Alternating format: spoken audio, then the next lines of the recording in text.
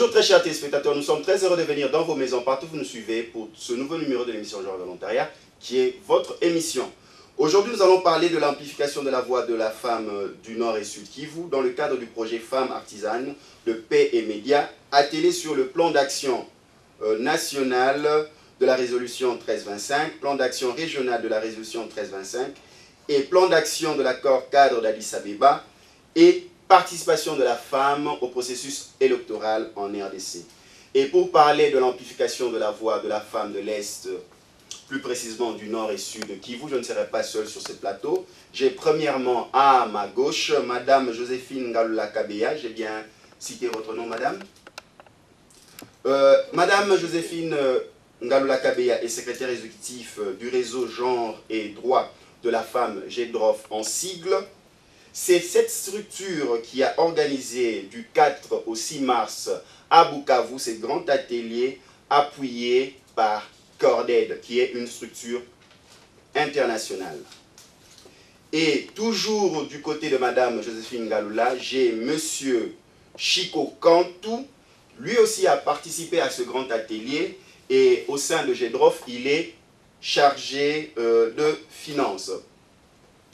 Et je finis par ma droite, j'ai Madame Petroni Kassongo, qui est chargée de programme aide intérim au sein de GEDROF. Elle aussi a participé.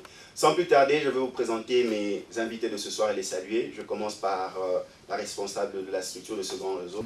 Bonjour Madame Joséphine. Bonjour Monsieur. Nous sommes très heureux de vous accueillir à nouveau dans ce plateau de l'émission Genre et Volontariat. C'est pour nous un grand honneur de vous recevoir. Merci. Bonjour à Monsieur Chico Kantou. Bonjour Monsieur le journaliste. Nous sommes très heureux de vous accueillir. Merci. Et Madame Petroni, bonjour. Bonjour Monsieur le journaliste. Très chers téléspectateurs, ma première question est tournée à Madame Joséphine Ngalula. Madame Joséphine Ngalula, lorsque nous lisons le titre, le terme de la télé, amplification de la femme du Nord et Sud Kivu, pourquoi seulement amplifier en particulier les voix de cette femme, tandis que nous pensons que la femme en général, la femme congolaise, a besoin de comprendre la résolution 1325, l'accord cadre d'Addis Abeba, et s'impliquer davantage dans le processus électoral. Pourquoi seulement amplifier la voix de la femme de l'Est? Bien, c'est dans le cadre de notre projet Femmes Artisanes de paix et médias, qui est un projet financé par Corded. Et ces projets visent à travailler avec les femmes du Nord et du Sud Kivu, qui sont sur terrain et qui vivent des réalités que les autres provinces ne vivent pas totalement, notamment en ce qui concerne la paix et la sécurité. C'est comme ça que les projets Femmes Artisanes de paix et médias s'est donné comme objectif de renforcer les capacités de ces femmes-là et en ce qui concerne les plans d'action national de la résolution 1325, plan d'action régional de la résolution 1325 et plan d'action d'accord cadre d'Addis Abeba, ainsi que leur participation dans les processus électoraux, parce qu'elles sont les premières victimes. Et nous, au niveau de Kinshasa, puisque nous travaillons en consortium, nous ne faisons que relayer leur voix et amplifier leur voix au niveau national, régional et international. Donc nous travaillons dans un consortium qui relie et les femmes de l'Est, qui nous donne les données, excusez-moi la tautologie, et les femmes de Kinshasa qui ont aussi des problèmes, ainsi que ces problèmes de l'Est sont amplifiés et relayés, et l'impact de cette amplification touche toutes les provinces. Voilà un peu, c'est dans ces cadres-là que nous travaillons. Donc c'est un projet conçu comme tel pour pouvoir partir de la base. Donc on a identifié les Nord et les Sud Kivu dans le projet, et l'impact bénéficie à toutes les femmes de la RDC. Voilà Madame Joséphine Ngalula. Très chers téléspectateurs, c'est dans le relais, le fait de relayer la voix de la femme. La femme de l'Est est victime de plusieurs atrocités et les femmes sont solidaires à travers cela. Et parler de la femme de l'Est relève aussi à parler de toutes les femmes au niveau de la République démocratique du Congo. Madame Joséphine Ngalula, en tant que participante et actrice active dans ce grand atelier, quel a été l'objectif de cet atelier? Comme l'intitulé l'a dit tout à l'heure, c'est un atelier qui a eu comme objectif général renforcer les réseaux et les organisations des femmes dans la connaissance des plans d'action nationale, plans d'action régional, et de la résolution 1325, plan d'action de l'accord cadre d'Addis Abeba, ainsi que la mise en place des priorités, des stratégies, des sensibilisations, des plaidoyers et d'actions sur les 10 plans et pour le déploiement dans les processus électoraux en cours en RDC.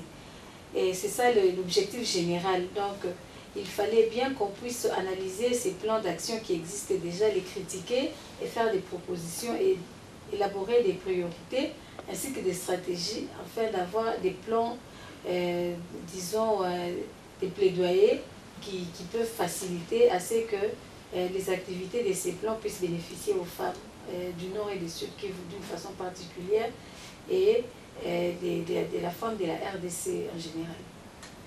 Très bien. Top, là. Le général, c'était celui de renforcer les réseaux et les organisations féminines dans la connaissance de ces plans qui existent depuis belle lurette, et aussi de parler des questions de déploiement dans les processus électoraux en cours en RDC. Et nous avons aussi comme objectif attendu les réseaux et organisations des femmes sont renforcés et ils ont connaissance du contenu de ces plans et ils ont des connaissances de l'analyse critique et autres opportunités et défis et s'engagent dans une campagne de sensibilisation et des plaidoyers sur les plans en question dans le cadre de la résolution 1325 et plutôt plan d'action de la résolution 1325, plan d'action régional de la résolution 1325 ainsi que sur les plans d'action de l'accord cadre d'Addis Abeba. Les priorités, les stratégies et les plans de plaidoyer sont élaborés. C'est ça les premiers résultats. Le deuxième résultat est celui de faire une relecture critique des recommandations sur l'état des lieux de l'accord cadre d'Addis Abeba et faire l'état des lieux de l'accord cadre d'Addis Abeba par les femmes. Ensuite, les mécanismes formels de communication et d'échange d'informations et des renforcements dans les plaidoyers sur les plans de paix et de sécurité sont établis. Donc il est question pour nous de voir ces résultats-là être atteints, notamment, comme je l'ai dit tout à l'heure, la relecture, l'établissement des mécanismes formels de communication et d'échange d'informations et aussi la réalisation de priorités, stratégies, plans de plaidoyer élaborés. Également, là, nous chutons vers l'agenda de la femme. Donc, à l'issue de cet atelier, nous nous attendons à avoir un agenda des femmes où on retrouve les défis, les priorités, ainsi que les actions à mener, les partenaires identifiés, en fait, de voir comment ces plans d'action seront mis en œuvre et profiter aux femmes. Très bien dit, madame. Très chers téléspectateurs, la femme de l'Est doit être soutenue, la femme de l'Est doit être entendue. C'est la raison pour laquelle GEDROF, avec l'appui de Corded, ont organisé cet atelier du 4 au 6 mars 2015 à Bukavu. Nous poursuivons avec une nouvelle question à M. Chico Kantou, qui est resté un peu silencieux depuis le début de l'émission. Je ne pense pas qu'il est timide. Monsieur Chico, vous avez été du 4 au 6 mars à ce grand atelier à Bukavu. Notre question est de savoir, ensemble avec les téléspectateurs, comment a été conçu l'atelier? Comment s'est-elle déroulée? Qui ont participé à cet atelier? Si vous pouvez nous en dire quelque chose. Merci beaucoup, monsieur le journaliste. Comme vous venez de le dire, c'était un atelier de 3 jours qui était animé par Madame Aimée Matabaro de CAFCO. Il y a Madame Joséphine Nganoula, qui est secrétaire exécutive du réseau. Il y a Madame Virginie, qui a bien sûr remplacé Maître Rennes, qui devait être avec nous à Bukavu. C'est elle qui est intervenue sur la résolution 1325. Il y a Pasteur Kaloubi, qui malheureusement n'est pas avec nous ici. Lui aussi est intervenu sur la participation des femmes, la participation politique des femmes et la participation aux élections. Il y a aussi Madame Déodate, qui est la représentante des Corded au niveau des Bukavu. Il y a aussi, je crois que c'est tout, hein. Il n'y a pas d'autres personnes, je n'ai pas les noms des autres personnes qui sont intervenues. Ce sont ces intervenantes-là qui ont développé les sujets par rapport à l'accord cadre d'Addis Abeba, le plan d'action de la résolution, plan d'action national de la résolution 1325, ainsi que la participation de la mise en œuvre de l'accord cadre.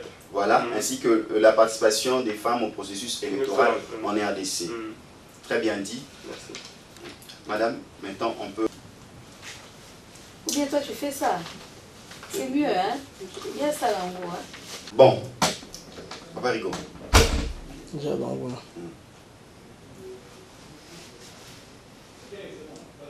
Ça tourne, hein? Très bien dit, Madame Joséphine Ngaloula. Je me retourne du côté de Madame Petroni Kassongo. Madame Petroni Kassongo, nous allons parler du déroulement de l'atelier pendant 3 jours. Vous pouvez dire à nos téléspectateurs qui ont participé à ces grands ateliers. Merci beaucoup pour la parole. L'atelier de 3 jours, d'abord au premier jour, nous avons commencé par l'accueil des participants. Il y avait eu 5 participants venant de Kinshasa et 2 participants venant du Nord Kivu, d'Uvira et des Bukavu sur place. Il y a eu aussi la distribution des kits dans la salle. Après cette distribution des kits, c'est suivi des mots de bienvenue présentés par Madame Joséphine Ngaloula, secrétaire exécutive du GEDOF, structure organisatrice, le mot de bienvenue de Madame Déodate et le mot d'ouverture du ministre provincial à l'intérim des genres. Et il y a eu des panels au premier jour. Le premier panel, c'était les échanges sur les mécanismes de la résolution 1325, critique et analyse des réalisations attendues. Il y a eu comme présentatrice, modération pour ces panels, 2 personnes, en l'occurrence de Madame Virginie Moussouamba de la résolution 1325 et Madame Aimé Matabar Kafko au Sud Kivu. Le deuxième panel était le plan d'action régional de la résolution 1325, état des lieux et perspectives d'avenir, et puis il s'en est suivi des échanges. Ce deuxième panel était présenté par Madame Joséphine Ngaloula et puis Madame Virginie Moussouamba. Le troisième panel qui devait avoir lieu, c'était les plans d'action de l'accord cadre. Parce que l'intervenante n'était pas venue, on a dû reporter au 3e jour. Il y a eu des échanges dans l'après-midi de la journée. Il y a eu le 4e panel qui était l'état des lieux de la sécurité des femmes du Sud Kivu. Cela a été présenté par les consortiums des femmes au Faune du Sud Kivu. Et le dernier panel, c'était les défis majeurs et perspectives des femmes. Cela a été présenté par Madame Joséphine qui a coordonné ces activités. C'était ça, les activités de la première journée. Très bien dit, Madame Petroni. Nous passons la parole à Madame Joséphine Ngaloula. Vous avez un mot à dire par rapport à ceux qui sont venus à la grande rencontre, ces assises de Bukavu. Par rapport à la première journée, nous avons entendu Madame Petroni développer le nombre des participants. Ils venaient d'où de ces participants? Et chaque journée, comment ont été présentées ces journées? Qui ont participé à ces journées? Qu'est-ce qui a été dit aux femmes dans cette grande assise de 3 jours? Bien, disons que les tableaux des participants est constitué, comme elle a dit, mais j'aimerais quand même compléter qu'il y avait 30 participants et participantes qui étaient attendus. 6 hommes et 24 femmes. Et ces personnes sont venues de 5 pour Kinshasa, 4 pour Nord Kivu, plus précisément de Goma, et puis les restes sont venus du Sud Kivu, et une femme est venue de Uvira. Et voilà, nous avons tenu à ce que les hommes soient là pour respecter l'équilibre du genre. Toutes ces personnes sont venues, comme je le disais tout à l'heure, de ces 3 provinces, et les grands rôles de chaque province étaient déterminants, parce que Kinshasa avait comme rôle de jouer au relais et à l'amplification de voix de la femme de la province. Et je voulais aussi revenir sur le fait que toutes ces femmes sont venues à cet atelier. Pourquoi? Pour cerner un peu les problèmes, parce que la RDC, comme vous le savez, est partie prenante aux résolutions du Conseil de sécurité des Nations Unies, dont notamment la résolution 1325, la toute première, sur les femmes, paix et sécurité. Cependant, les femmes sont quasi absentes dans presque toutes les négociations de paix, et notamment dans les cadres des prises de décision. Il en est de même pour ce qui est de l'accord cadre d'Addis Abeba. Cet état de choses étouffe la voix de la femme qui peut mieux plaider pour sa situation que quiconque. Malgré l'existence de plans d'action, comme on l'a dit tout à l'heure, l'existence des plans d'action national, plan d'action de la 1325, plan d'action régional de la 1325, ainsi que du plan d'action de mise en œuvre de l'accord cadre, et aussi la mise en place du comité de pilotage national.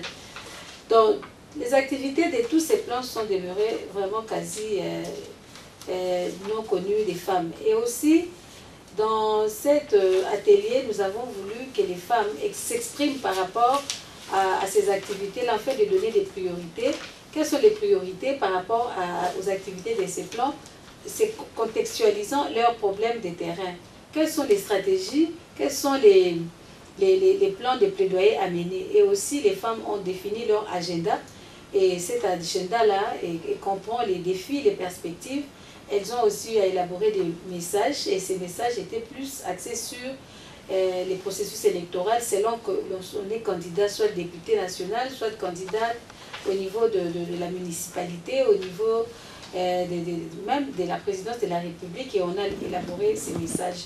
Et au finish, les femmes ont eu à faire des recommandations pour améliorer leur situation. Voilà un peu comment les travaux se sont déroulés. Et là, c'était avec l'appui de notre partenaire Cordette au Nord Kivu, Madame Déodate, qui était avec nous du premier au dernier jour de notre atelier. Et dans la poursuite, je pourrais quand même lire quelles sont les stratégies, même les grandes stratégies, et quelles sont les priorités que les femmes ont arrêtées, de quoi est constitué l'agenda, quels sont les défis majeurs, quels sont les défis majeurs par rapport au plan d'action, par rapport au plan d'action régional, plan d'action national, accord cadre, ainsi de suite. Et c'est suite aux exposés très fouillés des experts qui ont parlé tour à tour et qui ont partagé leur expérience, comme Madame Petroni Kassongo venait de les lire tout à l'heure. Ces exposés ont aidé vraiment les femmes à bien élaborer leur agenda. Et en fin de compte, nous avons mis sur pied un comité de suivi qui sera chargé de faire la suite de cet atelier. Merci, Monsieur Chou. Merci, Madame. Très chers téléspectateurs, pour la première fois, nous allons respecter la parité par rapport à l'homme. 2 dames ont parlé, mais l'homme n'a pas encore parlé. Il s'agit de M. Chico Kantou. M. Chico Kantou, pour respecter la parité, soutient d'homme à homme. Oui. Est-ce que vous pouvez nous dire un mot par rapport à Madame Déodate, la représentante de Cordette, lors des assises? Oui. Madame Déodate, lors de la première journée, a commencé par présenter Cordette et son programme leadership des femmes pour la paix et la sécurité, qui vise à amplifier la voix des femmes dans les processus de paix et de sécurité dans les arènes nationales et mondiales, ainsi que politique visant à promouvoir la responsabilité aux préoccupations et aux besoins des femmes locales.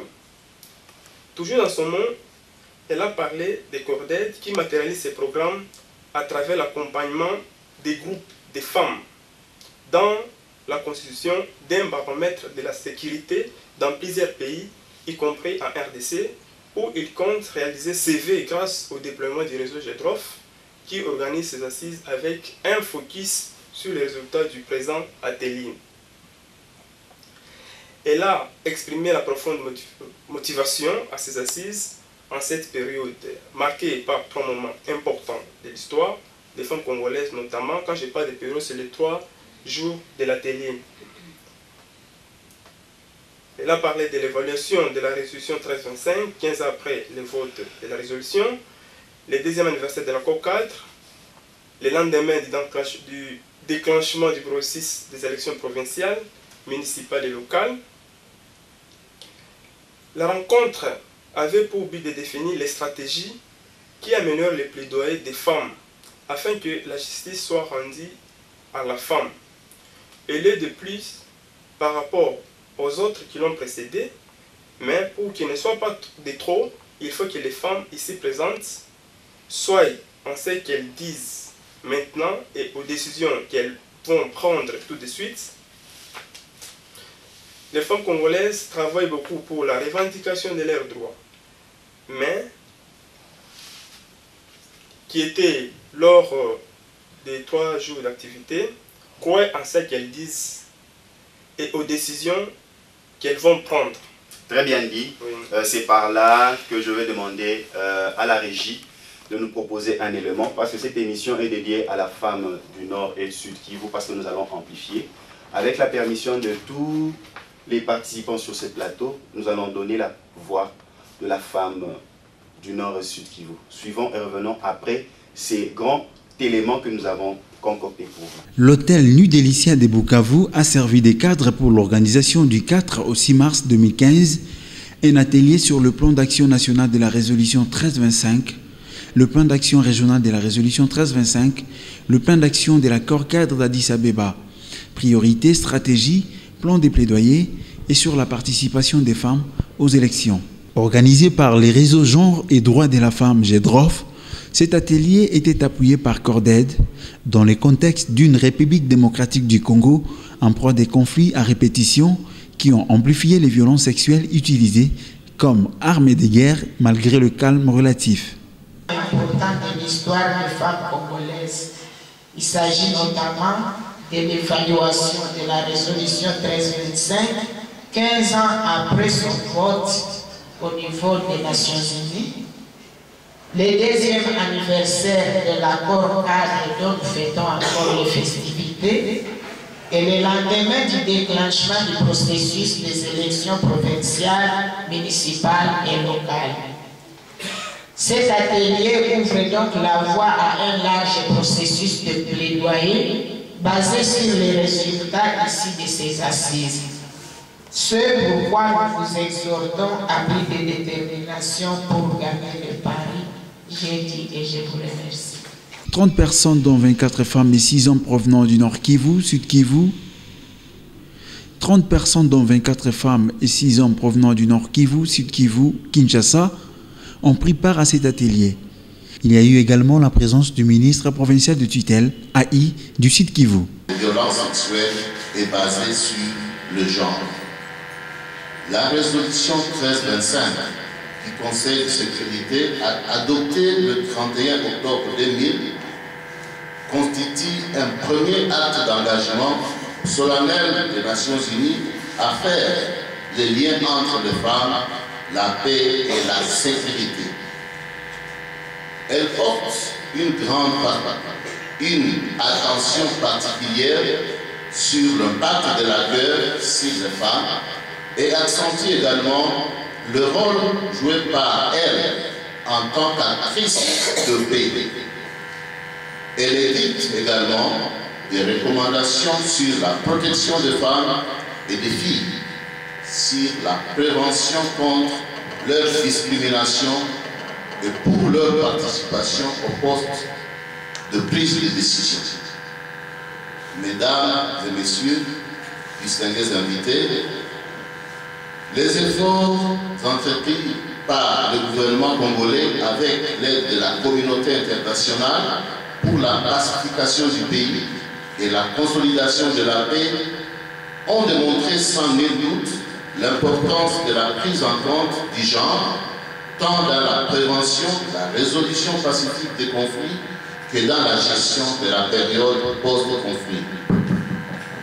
C'est dans ce contexte que la RD Congo a adhéré à la résolution 1325 du Conseil de sécurité des Nations Unies en vue de faire valoir l'intérêt et la volonté d'une meilleure participation sociale et politique de femmes qui constitue un levier pour le développement d'une société congolaise juste et plus équitable, et signer l'accord cadre pour la paix, la sécurité et la coopération pour la RD Congo et la région le 24 février 2013.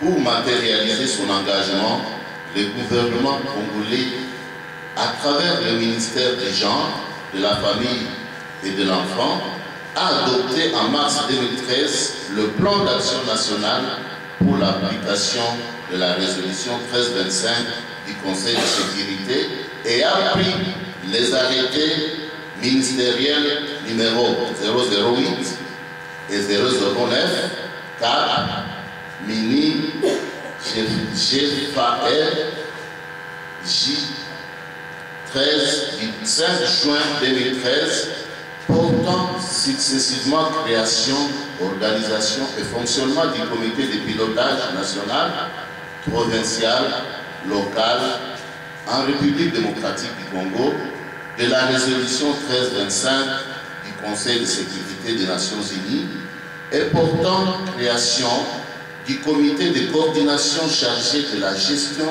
et du suivi de la... Selon les statistiques, la RDC compte environ 52% des femmes sur l'ensemble du territoire national. Partie prenante aux résolutions du Conseil de sécurité des Nations Unies, dont la 1325, la toute première du genre sur les femmes, paix et sécurité. Cependant, en République démocratique du Congo, l'on remarque une quasi-absence des concernés dans les négociations de paix, voire dans l'accord cadre d'Addis Abeba. Cet état des choses étouffe la voix de la femme pouvant mieux plaider pour sa situation. L'existence du plan d'action national, plan d'action régional de la mise en œuvre de la résolution 1325, la mise en place du comité de pilotage national et régional de la résolution 1325 sont là des opportunités à l'endroit de la femme. Malheureusement, les activités prévues dans ces plans d'action sont peu connues par les femmes. La sensibilisation et la vulgarisation à travers le média, ainsi que les actions de plaidoyer, peuvent renforcer la femme dans son rôle d'artisan de paix. Les réseaux genre et droits de la femme a circonscrit l'importance de ces assises pour faire entendre la voix de la femme du Nord et du Sud Kivu. Et c'est là, après avoir élaboré un argumentaire. Pourquoi nous avons été voir les cabinets du président de la République? Parce que dans notre démarche par rapport à l'article 13 de la loi électorale, qui était notre cheval de bataille, nous avons, après lecture d'abord de l'avant-projet, après lecture du projet de loi déposé par le gouvernement national, nous avions constaté que l'article 13 avait besoin d'une modification pour que dans l'alinéa 4, qu'on puisse insérer une disposition qui ne...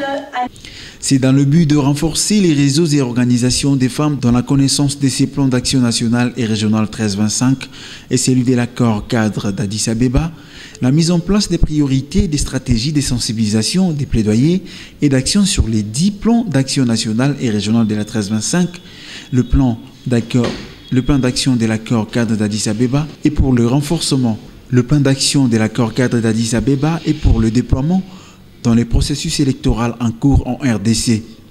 Tel a été l'objectif poursuivi par GEDROF avec l'appui des corps d'aide. Signalons que l'atelier avait abouti à 3 résultats notamment.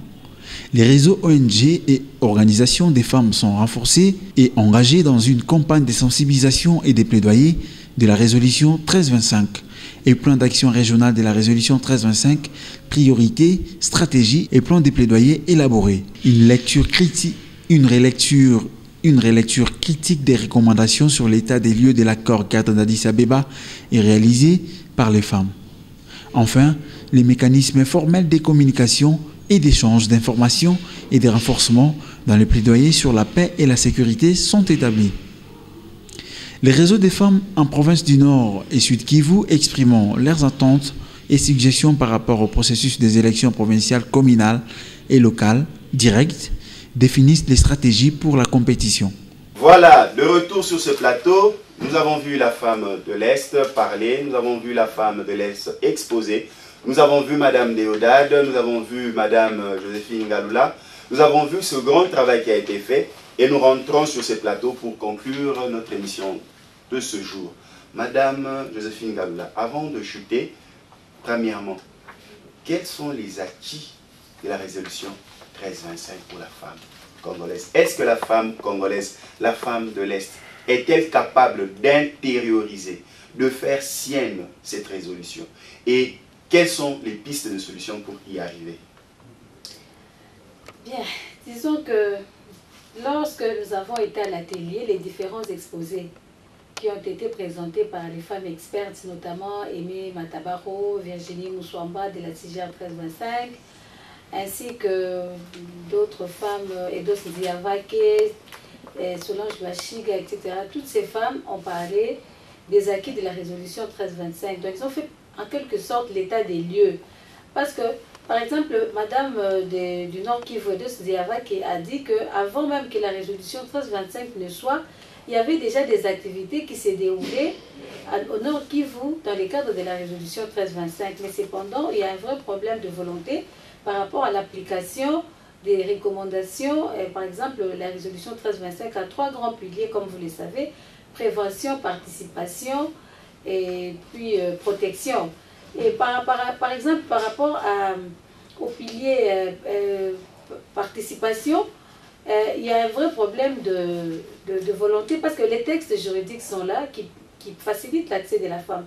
La RDC a signé beaucoup de conventions. Il y a la convention sur l'élimination des discriminations à l'égard de la femme. Il a signé les protocoles des SADC sur les genres.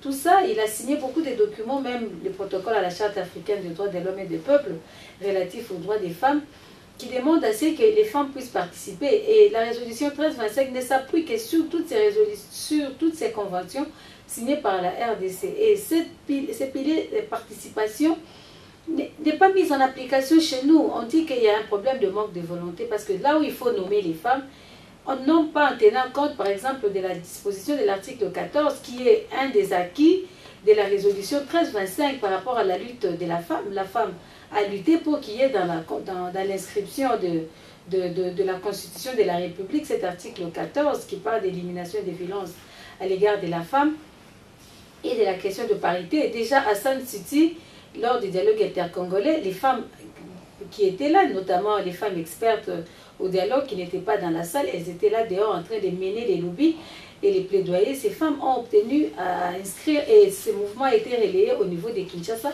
Nous avons mené ensemble des plaidoyers. C'était une chose faite, c'était un acquis. Mais malheureusement, dans la pratique, cela ne s'est fait pas sentir. Là où il faut nommer, on nomme pas assez.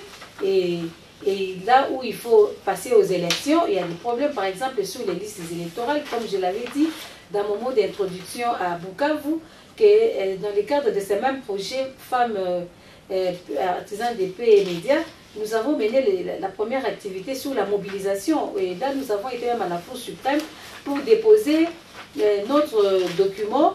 Et nous avons saisi la Cour suprême faisant office de la Cour constitutionnelle pour que l'article 13 de la loi électorale, notamment dans son alinéa 4, soit réformé afin de pouvoir tenir compte de la parité homme-femme sur les listes électorales et déclarer les listes qui ne réaliseront pas cette parité non recevable.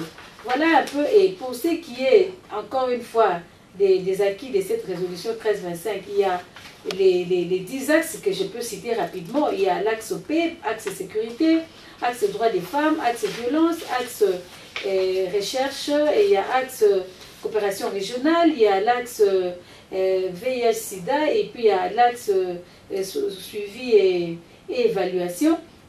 Nous disons qu'il y a aussi l'axe sur l'état des droits, et il y a 7 axes qui sont prioritaires, mais l'accord cadre d'Addis Abeba a pris certains axes qui étaient dans le plan d'action national de la résolution 1325 pour en faire sien, notamment la coopération régionale, la consolidation de l'état de droit, etc.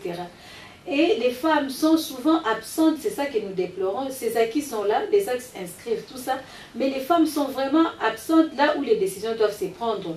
S'il faut par exemple aller négocier pour la paix, la femme n'a pas un mot à dire, elle n'a pas une décision à prendre, elle subit les décisions prises, ou bien les décisions qui sont prises par les hommes. Et pourtant, c'est elle qui souffre dans son chair et dans son âme, dans son esprit, tout ce qu'il y a comme violence. Et pourquoi cette résolution, qui est la sienne, la résolution 1325, spécifique pour la femme, elle ne bénéficie pas dans la matérialisation des activités où la femme est reléguée au second plan malgré ses compétences. Parce qu'on ne va pas nous dire au jour d'aujourd'hui qu'il y a des femmes qui ne sont pas compétentes. Non, les femmes sont compétentes, mais seulement elles sont reléguées au second plan. C'est comme ça que cet atelier a eu pour mérite de renforcer les femmes dans la connaissance de ces plans et pouvoir affûter encore leurs armes, de déterminer les priorités, les stratégies et monter les plans de plaidoyer afin de faire entendre leur voix et réussir à participer avec une décision. Parce qu'il ne suffit pas de participer, mais il faut participer et prendre la décision aussi, pourquoi pas, que cette décision soit aussi entendue. Et voilà comment nous disons que les acquis de la résolution 1325 sont là, c'est vrai. Nous utilisons la résolution 1325 pour mener les plaidoyers. Nous utilisons la résolution 1325 pour revendiquer nos droits, mais seulement en retour, il manque peut-être la volonté politique pour matérialiser cet acquis. Mais je dirais par exemple qu'au Sud Kivu, coup de chapeau au gouvernement provincial du Sud Kivu, parce que les présidents et plutôt les ministres provinciaux qui étaient avec nous pour ouvrir l'atelier a brossé un tableau qui nous a plus ou moins satisfait, parce qu'il y a au-delà des 30 femmes qui sont au gouvernement provincial du Sud Kivu. Oui, mais c'est le Sud Kivu, je peux le confirmer parce que j'étais là moi-même. Et aussi, il y a les plans d'action provincial de la résolution 1325 qui est déjà mis sur pied. C'est vraiment une avancée significative. Et c'est là l'essentiel des partages d'expérience. Et au Nord Kivu, on a constaté que ce n'est pas le cas. Là où il y avait même 3 femmes, après, il y a une femme qui est sautée, ils sont restés avec 2 femmes. À Kinshasa, n'en parlons même pas. Au gouvernement provincial, nous n'avons que 2 femmes sur 10. Et au niveau du gouvernement national, comme tout le monde le sait, on n'arrive même pas à atteindre 30%. Donc là où il faut nommer, c'est vraiment déplorable. C'est par là que nous allons terminer par ce mot de cœur, ce cri de cœur de Madame Joséphine Ngalula Kabeya. Et là, nous allons prendre les mots de la fin. Je vais commencer par Monsieur Chico Cantou. Un dernier mot. Qu'est-ce que vous pouvez dire par rapport à l'émission de ce jour? Bon, nous sommes d'abord très heureux du fait que vous avez resté dans ce plateau. Et puis, ce que nous voulons, c'est que tout le monde soit associé, les femmes et les hommes. Parce que les hommes ne peuvent pas parler des problèmes des femmes comme il se doit. Les femmes ont besoin de s'exprimer, les femmes ont besoin de présenter leurs besoins, leurs problèmes, parce que c'est elles qui maîtrisent bien leurs problèmes. Toujours à Bukavu, il y a des recommandations, toujours à Bukavu, il y a des recommandations qui ont été formulées. Par exemple, par rapport aux élections, les femmes ont demandé à ce qu'elles puissent créer un regroupement des femmes pour les élections. Et nous, ici à Kinshasa, nous avons déjà entamé les démarches pour avoir certains documents par rapport à cette plateforme. Donc je crois que Maman Joséphine, notre coordinatrice, a tout dit. C'est elle qui était au four au moulin, c'est elle qui était dans la salle. Moi, je suis chargé des finances. J'étais en train de faire autre chose. J'espère que non, tout est bien dit. Merci beaucoup. Et là, je vais du côté de Madame Petroni Kasongo. Madame Petroni, un mot par rapport à l'atelier et par rapport à l'émission de ce jour.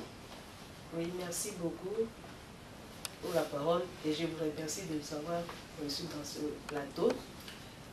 Je voulais dire ceci, compte tenu de tout ce qu'il y a eu au niveau de Bukavu, il y avait une communication importante pour les femmes autochtones. C'était dans ce cadre-là que le Sud Kivu devait voir la sécurité des femmes. Les femmes se sentant en insécurité, on a organisé des émissions pour qu'elles s'expriment. La plupart des femmes se sont exprimées et ont envisagé comment elles entendent résoudre les problèmes d'insécurité. Et le deuxième point, c'est par rapport à la mise en œuvre du plan d'action national sur la résolution 1325 et régionale aussi.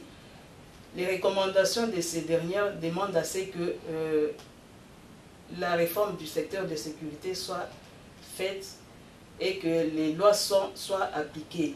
Chez nous, il y a des lois qui sont en souffrance au niveau du Parlement. Certaines lois ne sont pas promulguées.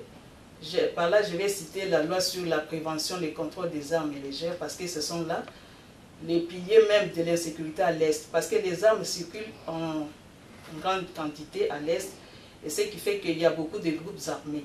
Si ces armes étaient contrôlées, compte tenu de la résolution 1325 de sa mise en œuvre, ces problèmes seraient résolus définitivement, je pense. Et compte tenu de ce qui se passe à l'Est, il y a aussi un problème de la volonté politique des dirigeants, ceux qui sont dans la région, qui ne veulent pas faire effectivement leur travail. La participation politique des femmes aux élections, j'encourage les femmes qui se sont exprimées pour qu'elles puissent postuler, présenter leur candidature. Et là, à Bukavu, beaucoup de femmes sont ambitieuses, mais elles n'ont pas de moyens. Que ceux qui ont des moyens puissent soutenir ceux qui ont des ambitions. Je vous remercie. Merci Madame Petroni Kassongo. Et là, je reviens auprès de Madame Joséphine Galula Gabeya. Madame Joséphine Galula, nous arrivons déjà au terme de cette émission. Qu'est-ce que vous pouvez ajouter? Bien, je crois que tout a été dit. Moi, j'aimerais seulement insister sur le fait que dans la présentation des priorités, les femmes ont mis un accent particulier sur le fait que l'autorité de l'État doit être consolidée. Et aussi, ils ont mis l'accent sur le respect des engagements au niveau de la région par les différents États, surtout dans le cadre du plan d'action de l'accord cadre. Aussi, les femmes ont plaidé ou bien ont recommandé qu'il y ait la création d'une plateforme de la région des Grands Lacs pour faire promouvoir les plans d'action régionales de la résolution 1325. Comme vous le savez, c'est un plan d'action qui est basé sur les plans d'action des 3 pays, Rwanda, Burundi et RDC, qui est issu de la conférence de Bujumbura sur la CIRGL. Et ces femmes ont aussi insisté sur la formation et les formations afin de pouvoir prioriser beaucoup d'actions et permettre aussi à la société civile de jouer un grand rôle dans l'accord cadre, parce que comme vous le savez, l'accord cadre n'accorde pas un rôle actif à la société civile, bien que c'est un accord signé par les États, mais la société civile, c'est un interlocuteur non moins, c'est une interlocutrice non moins valable. Et voilà quelques recommandations qui ont été formulées, notamment à s'adresser au Conseil de sécurité des Nations Unies pour initier des sanctions à l'égard des États qui ne respectent pas leurs engagements, mettre sur pied un comité de suivi de cet atelier. Voilà un peu quelques recommandations qui ont été, disons, formulées, et puis plaider pour l'implantation des comités de pilotage pour les différents instruments dans toutes les provinces où il n'existe pas encore. Enfin, la mise en place d'un regroupement de la société civile comme un cadre permanent pour l'élection des femmes et mener un plaidoyer pour son enregistrement et à la recherche des fonds pour son effectivité sur tous les territoires nationaux. Comme Chico venait de le dire tout à l'heure, nous avons opté pour la création de ces regroupements-là et les démarches sont en cours pour les ministères de l'Intérieur, bien que le ministère de l'Intérieur a déjà déposé à la CENI la liste des regroupements et partis politiques. Mais c'est pour l'avenir que les femmes se retrouvent et soient capables de se représenter et que les engagements soient pris au sérieux et que la société civile puisse jouer vraiment son grand rôle, parce que l'état des lieux est sombre par rapport à la mise en œuvre des activités du plan d'action national 1325, plan d'action régional et plan d'action de l'accord cadre. Et surtout pour les plans d'action régional de la 1325 et les plans d'action de l'accord cadre, les femmes et les messieurs présents à la télé semblaient ne pas connaître encore les activités de ces plans. Donc nous plaidons pour que les autorités, qui sont les premiers responsables de la mise en œuvre de plans d'action régional, notamment les ministères du genre, et pour les plans d'action d'accord cadre d'Addis Abeba, la coopération régionale et les ministères des Affaires étrangères, puisse mettre vraiment la main à la pâte pour que ces activités deviennent effectivement praticables afin de favoriser la promotion des droits des femmes à l'Est et dans toute la RDC. Voilà un peu ce que j'avais à dire. Merci, merci, merci très chers téléspectateurs. C'est par les derniers mots de Madame Joséphine Ngalula-Kabea que nous mettons fin à ce numéro. Quant à moi, je vous retrouve pour un prochain numéro. Soyez toujours branchés à votre émission Genre et Volontariat. Merci. Mes salutations à Papa Dou, mes salutations à Papa Rico, ainsi qu'à Papa Pitié. À la prochaine.